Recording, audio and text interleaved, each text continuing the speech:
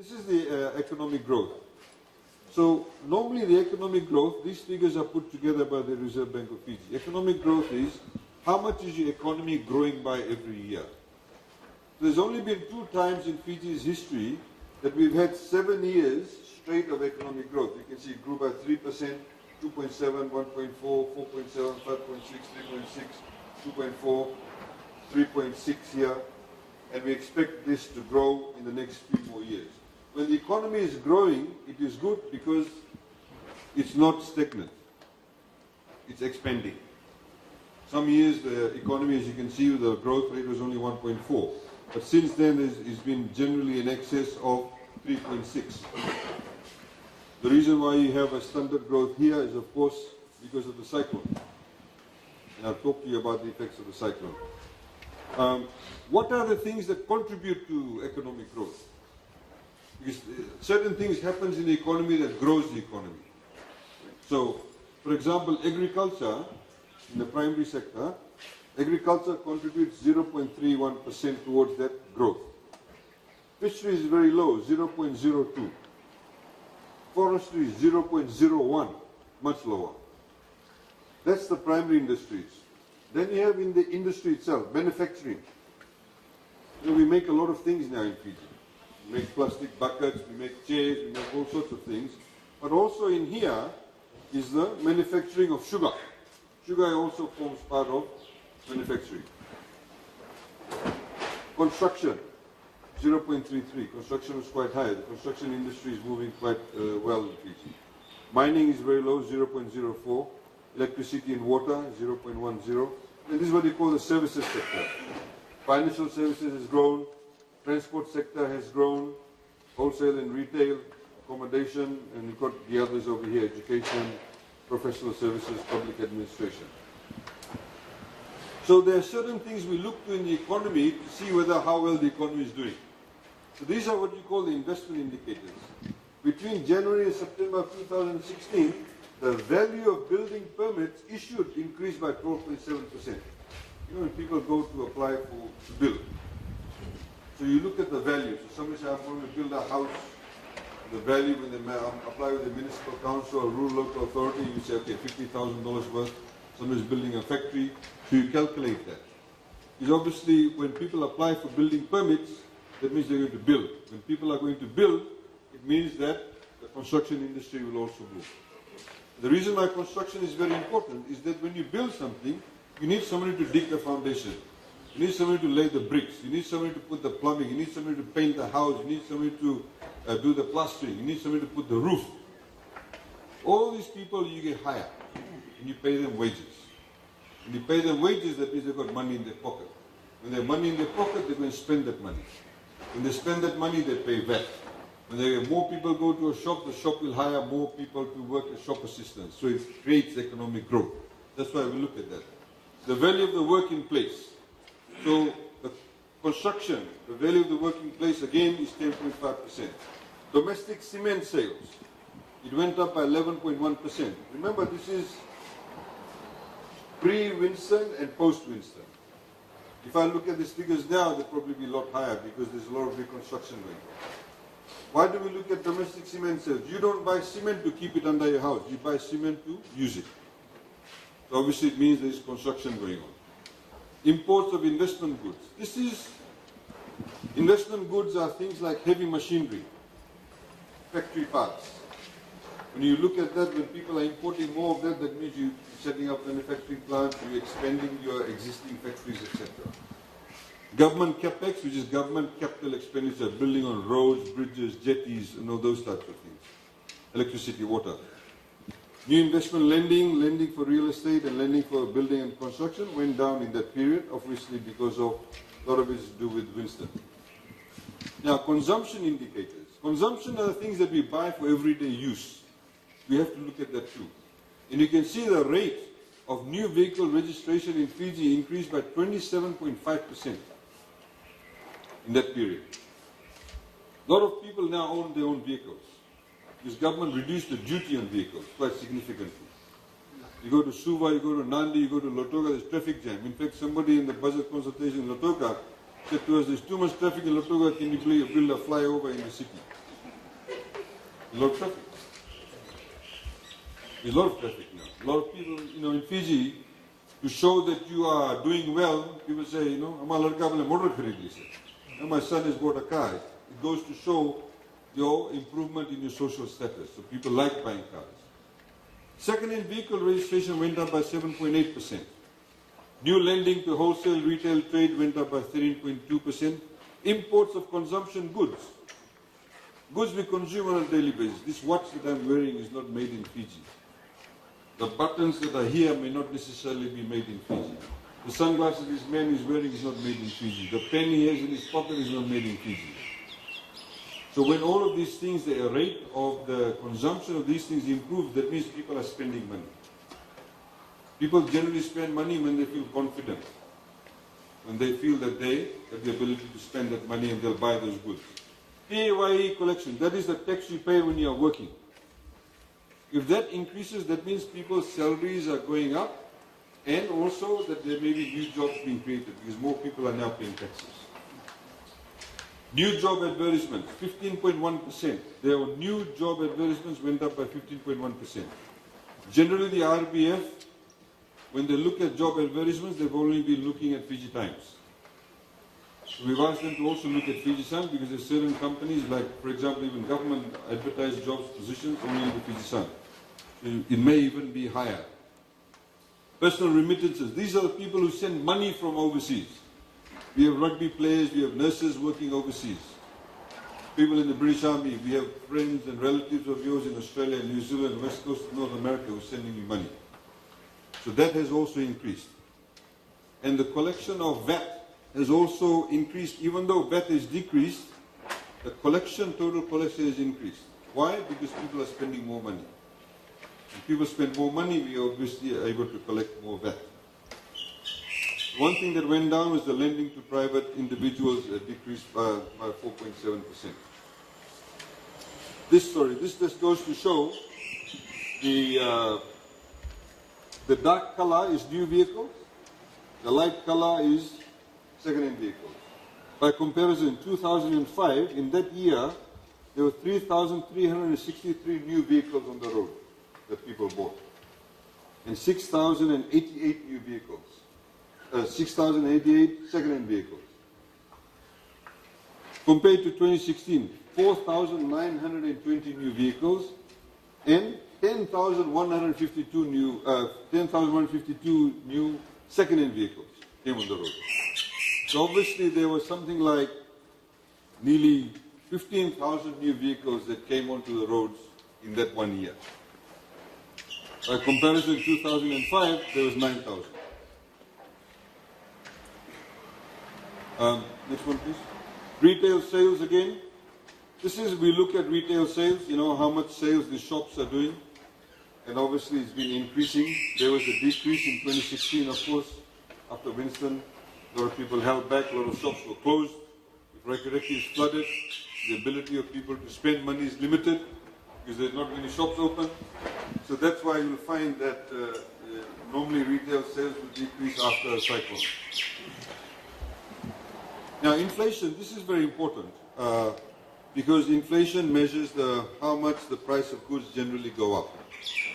You can see in particular from 2014, it's been hovering around slightly over 2 or much below 2%, which is a good position to be in. But you can see it spiked.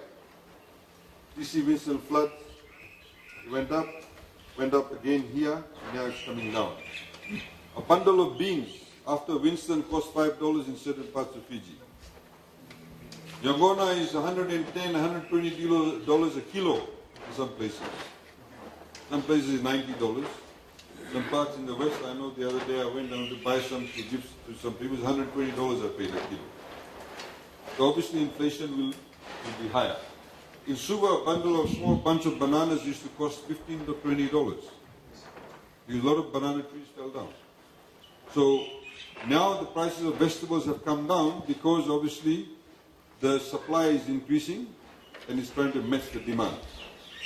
So that's why you see the inflation rate is coming down. We expect that to drop to below 3% by the end of this year. I don't know how long it will take for the price of Yongona to come down, But obviously the consumption rate of Yongona has not decreased. Even though it's $110, $120 a kilo, some people are still drinking the same amount. Foreign reserves. This is very important. You know, the example that I used, the pen, the watch, and all of those things that comes from overseas, those things are from Australia, New Zealand, USA, Japan, China, whatever. They're in different currency. So we need to have the foreign currency in our reserves to be able to buy those things from offshore, to pay for it in US dollars, to pay for it in Japanese yen, to pay for it in Australian dollars, or euros, whatever the case may be. So, how much reserves you have, or the higher the amount of reserves you have, the better your economy is doing. In other words, when overseas banks look at us, they go, hey, they've got actually a lot of reserves. So it's a stable economy, so when we lend them money, the interest rates will also be cheaper or less inexpensive. So if you look, if you look at 2005, the foreign reserves we had was only $549 million. You see this dotted line here? This is what international banks, markets are saying. You must have at least 4 months worth of foreign reserves. But in 2005, we had only 2.3 months worth of foreign reserves, $549 million. Today, we have $1.9 billion of foreign reserves and 5.2 months worth of foreign currency to pay for our foreign purchases. These are some fundamentals that is very, very important. So, for example, when we go out and I have to borrow money, or when other countries look at it, if they want to invest in Fiji, they'll say, oh, what's the foreign reserves of Fiji? Will it be like other countries that will go bankrupt? These are the things that they look at. So obviously our foreign reserves are doing well. Okay, fiscal deficit. Right from the Ratu Mara government days, from Alliance government, since independence, every single year in all governments have we had a deficit, except I think 3 times. 3 times. Only 3 times. And they were sort of, peculiar situations. So what that means is that we've always spent more than what we collect. We always spend more than what we collect. Except you can see in that one year, in 2008, we had 0.5%. We collected more than what we actually spent. So, to be able to assess how well we are doing, you need to look at the percentage. The lower the percentage, the better it is. The higher the percentage, the worse it is. So you can see from here, we were trying to cut down our deficit. It was going down, but it spiked up here. Then we're back down here. 4.7% today. Why? We spent $208 million to recover from Cyclone Winston. $132 million is going to be spent on building schools. Like this school, it's all being done, it's been tendered out. $132 million. Rehabilitation, bridges, roads, rehabilitation for the Yongona farmers, Dalo farmers, sugarcane farmers, whatever the case is. If we did not have Cyclone Winston, we would have saved $208 million at least from the budget. This percentage would have been much lower. But that's what you look at, the percentage of your deficit every year. Now, this is how much money we are making as government, collecting as government. In 2004, whichever government was then, they made $1.1 billion. They collected revenue from taxes and all those types of things. $1.1 billion. Today we make $3.1 billion. Nearly 3 times more. Because our revenue stream has increased. Generally revenue increases because government is quite creative. There's confidence in the economy because people spend more money, so we collect more taxes. And we're also getting very stringent with businesses. There are a lot of businesses that still steal from the system. A lot of businesses still steal from the system.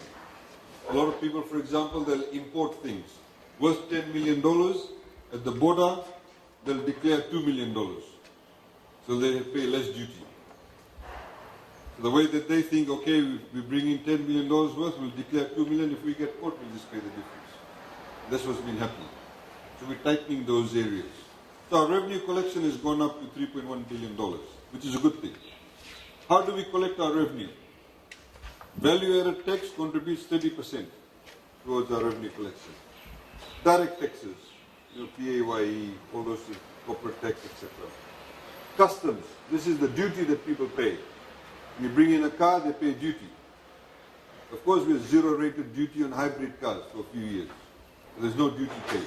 But other cars, other things that you buy, if I buy this watch, they pay duty for it at the border. That's where the customs comes in. Service turnover tax, water resource, departure tax 5%. These things all contribute to give us the $3.1 billion that we collect.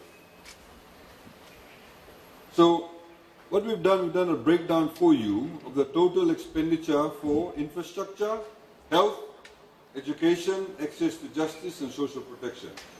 What is social protection? It's the welfare. As you know, in Fiji before, nobody used to get a pension. A lot of cane farmers, a lot of farmers, a lot of villagers, a lot of fishermen, they've never belonged to FNPF. They don't pay it because they've been living on their own.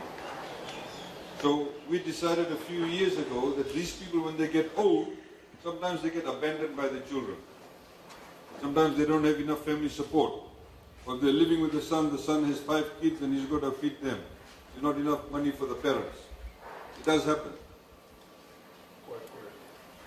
So we said any person who doesn't have FNPF is over the age of 50, or over the age of 70, we started paying them $30 a month. Today it's $50. But then we started reducing the age. Before it was you could get the $50 if you were over 70 years old. Then we reduced it to 68. Now it's 66. So anybody over the age of 66 is entitled to $50 a month. That's social protection. We give the money for people who are disabled, single mothers with children, abandoned children, people with disability, people who live below poverty line. We give about, $24 million. Spend about $24 million in social welfare payments every year. We give access to justice, legal aid. You have legal aid office here. We have legal aid offices in about 16 different places in Fiji now. In 2006, legal aid got about $300,000 or $400,000 a year. Today, legal aid gets $5 million a year. So people who are poor, they can go and get their will made, they have a dispute, they have a criminal matter, lawyers can appear for them, all those types of things are done. Mothers who have been abandoned, they want to claim maternity, legal aid provides free services for them. Education, of course, and health. We put in a lot of money into those areas, and I'll give you a bit more detail on that later. And of course, infrastructure development is road, bridges, jetties, water and sewage and all of that. Okay, this is very important. What do you call the expenditure mix? So, what percentage of the money that government spends, how much of that money goes into running government on a day-to-day basis, and how much of that money goes into building things? The example that we normally use is that, I think my staff will be sick and tired of me saying this all the time. You don't go and borrow money to have a party. If you want to have a party at your house, you don't go and borrow money from ANZ to have a party. You use your own money from your pocket. You go to ANZ to borrow money to build an extension to your house, or to build a car, or to build a new house.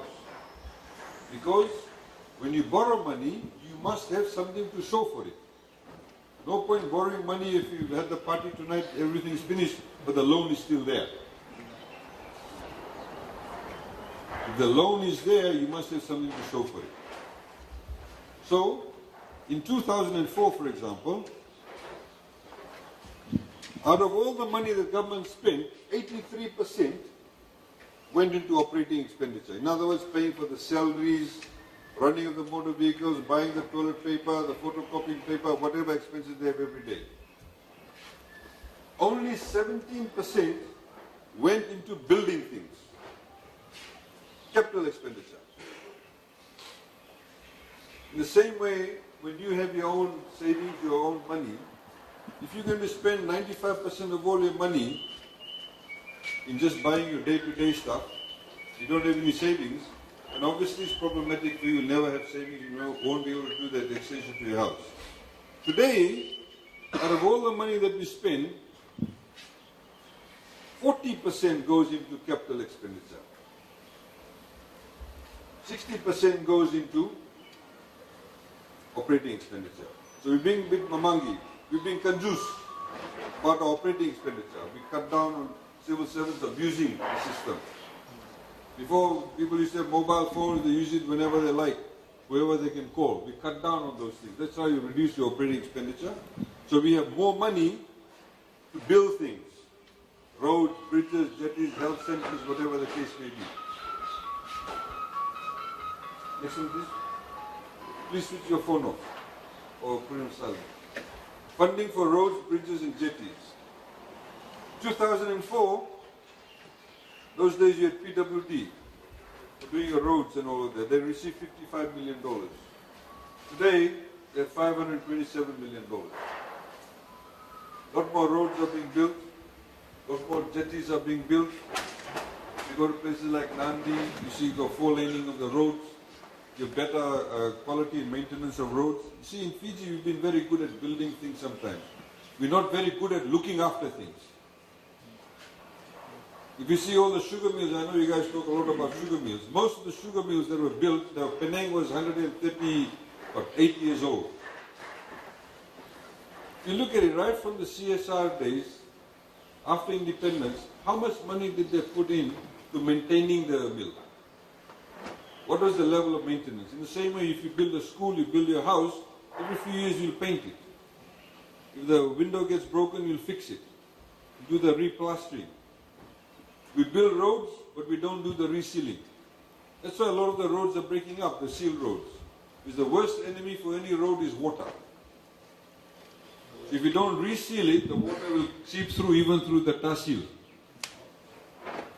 The water goes inside, underneath the tar seal, it becomes soft. When the big trucks come along, even your cane trucks and other trucks, they hit the road goes up. You see most of the roads here, I was traveling from Kalu to the direction. See the roads at the end curl up. That's how you get potholes. Because we have not been good at maintaining it. That's what we're trying to do, is do good maintenance. Monosabu's dam was built in the 1970s. Only this FEA board is now, a few years ago, started doing the maintenance of Monosabu Dam. If you don't look after it, that asset will deteriorate. It will cost you a lot more now if you don't maintain it on a regular basis. Water and energy. Again, water and energy, we've given $337 million. Before, some of you I know who live outside the grid areas, you have to contribute 10%. So if you have 20 homes in one area, if you say all of you contribute 10%, you have 20 homes, out of the 20 homes, 10 may give the money, the other 10 don't give the money. So the money is stuck. We've refunded all those monies. As you know, those of you who contribute, those monies have been refunded. What government is now saying is that we'll build it ourselves. So a lot of my work has gone into that. Of course, we have free water schemes, those in the grid extension, in the water reticulated areas, and we're also doing the grid extension. Funding for education, of course, has increased. Funding for education has increased because of the scholarships we're giving, the TELs that we are giving, that has increased. You can see that before, scholarships used to be given depending on your ethnicity or your, what they say in Fiji, your race. You have multi-ethnic scholarships. You have the Itauke scholarships. Today, we of course give scholarships on the basis of your marks. If you do well in a particular area, and if it's an area that government sees priority, then we will give you a scholarship. You record it? So, it's okay to do it. All right. No problem. It's being recorded too. So, for example, we give scholarships for people to become marine scientists, foresters, agricultural scientists, doctors, nurses, engineers. We have shortage of those people. Town planners, surveyors. We don't give scholarships for people to become lawyers. too many. The country does not need that many lawyers. But all those areas we need skill sets. Today in Fiji, if any one of you has a heart attack and you need somebody to do an open heart surgery, there's nobody in Fiji that can carry out open heart surgery. No Fijian can do it. Nobody. Which is actually very tragic. And the reason why that is because there was no investment in our doctors. You saw last year in the budget we announced that doctors are getting a pay rise of up to about 80%. Many of our good doctors left to go overseas. So, even if somebody becomes a doctor, if your son or your daughter becomes a doctor tomorrow, they can't do open heart surgery just because they're a doctor. It takes about 10, 15 years to make somebody a specialist. You can't get anybody to cut you open and play around with your heart. No joke, you need 10, 15 years of experience. So today, as you know in the policy decision we made last year, anybody that becomes a doctor and joins the civil service, if they want to do postgraduate studies, we allow them to do it for free. So there are many of the young doctors, you saw 72 that was recruited this year. Last year there's another 60 or 70 that was recruited. Maybe at Suva or whatever, at night time they're going to attend courses. We get them to become specialists. Because we need to invest in our people. It's very sad that in 21st century Fiji, we don't have that level of local capacity. You don't have an ear, nose, throat specialist in Raki Raki Hospital. You don't have enough gynecologists. You don't have a speech therapist. You don't have a urologist. At times in Fiji, you had one ENT specialist. Oh, what a big deal. There should be one in nearly every division, at least, at the very least. So as government has made a decision, Minister Akbar and the two permanent secretaries from Health and Civil Service are actually going to India in a few weeks' time to recruit some doctors from their specialists to fill in the gap whilst our own people get the training, because you need those medical services. So the idea is to ensure that we invest in our people. In about 3-4 years' time, you'll have a whole lot of young people who with required qualifications. 69.4% of the population, ladies and gentlemen, is below the age of 40. Most of you are in the minority here. 69.4% of the population is below the age of 40. What does that mean for us as a country?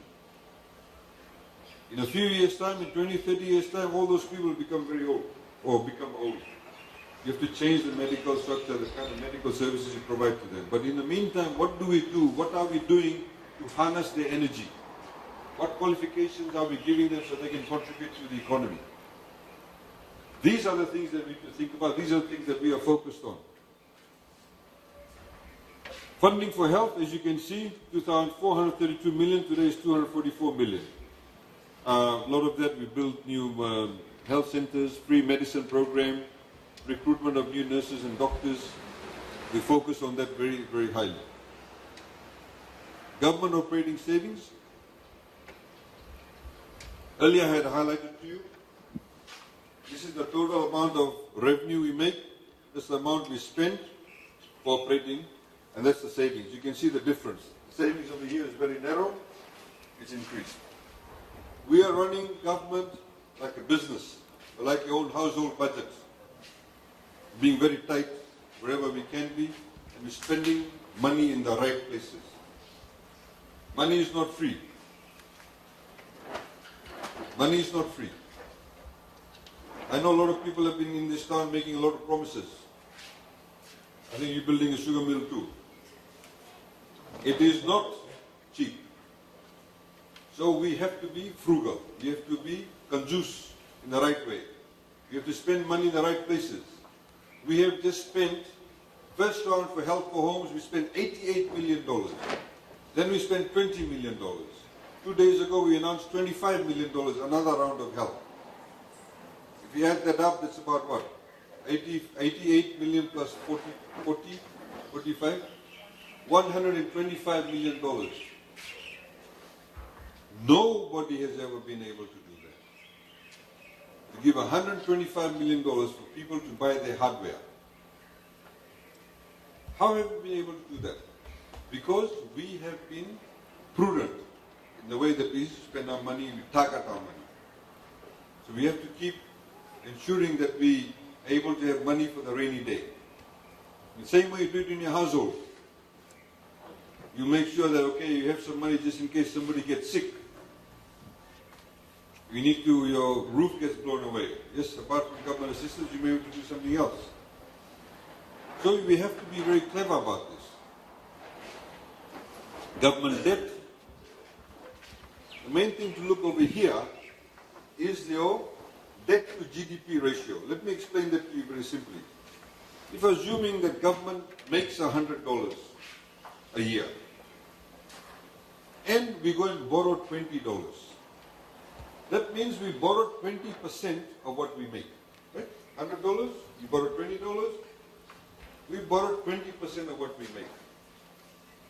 But assuming we make $500, and we go and borrow $50, it's $30 more than $20. But as a percentage of $500, it's only 10%. I hope you understand what I'm saying. If you make $100, you borrow $20, that means you borrow 20% of what you're making. But if you make $500 and you borrow $50, you only borrowing 10% of what you make. So the percentage is what you need to look at. So you can see we have a target rate to reduce our debt to GDP ratio. It is coming down. But it's gone up here. Why is it gone up? Because of Winston. So debt to GDP ratio is 48.6%. Like I said, if Winston did not happen, you can take off $208 million from there. So debt to GDP ratio would have been much lower. So essentially, ladies and gentlemen, I've just summarized for you over here. The growth rate is looking pretty good. We want to obviously accelerate that. There's favorable growth prospects, increased private sector, a lot of private sector confidence.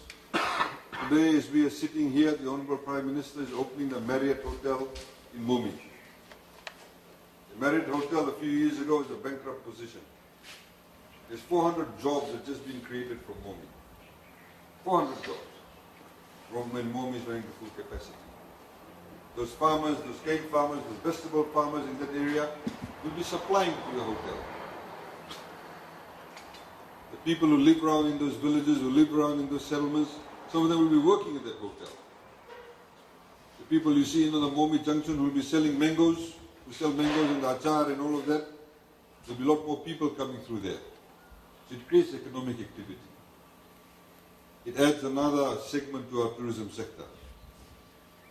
We obviously are spending a lot more money in respect of capital expenditure, in other words, investing more in infrastructure, roads, bridges, schools, hospitals, airports, airstrips. Foreign reserves are very good. Broad-based growth. What does broad-based growth mean? What it means is this, that when you have, I'll give you an example of a family. Assuming you have 7 adults in the family.